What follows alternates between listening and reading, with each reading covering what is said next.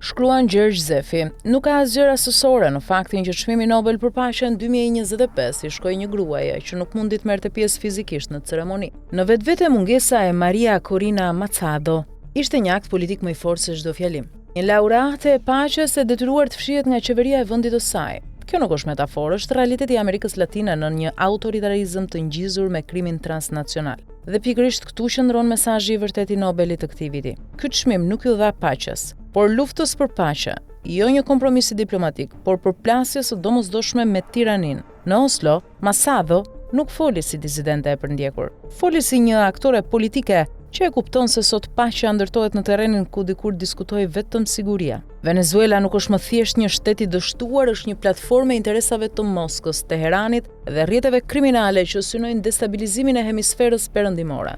Dhe Machado e artikuloi qartë këtë rrezik, duke e kthyer konferencën për shtyp në një raport strategjik. Regjimi i Maduros nuk është një çështje lokale, por një nyje gjeopolitike që mban bashk trafikant, milici dhe interesa të huaja. Machado e denoncoi këtë strukturë me një ton që perëndimi rrallë ka guxuar ta përdorë. Venezuela nuk sundohet nga një qeveri, por nga një makineri kriminale. Pikërisht për këtë arsye, fjalimi i saj u prit me entuziazëm në Oslo dhe me tension në Caracas.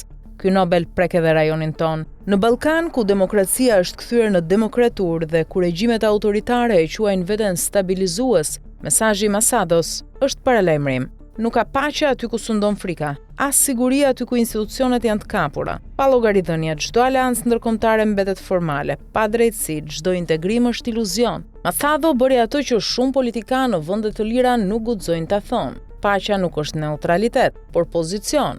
Nuk është heshtje diplomatike, por akt politik. Dhe në një botë ku fuqitë autoritare po kërkojnë të rikonfigurojnë rendin global, ky është një pozicion që perëndimi nuk mund ta shmangë më. Ky Nobel nuk sfidon vetëm Maduron, sfidohen të gjithë ata që përdorin retorikën e paqes për të maskuar sundimin me frikë. Dhe ky është mesazhi i fortë i Machados, pa një përballje me tiranin. Paqja është vetëm teori. Në fund të ditës, Nobeli 2025 nuk është një rrëfim venezuelian. Është një test për botën demokratike, a ka ende vullnet për të përballur me autokracinë moderne? Machado e dha përgjigjen e saj. Tani radha është e jona.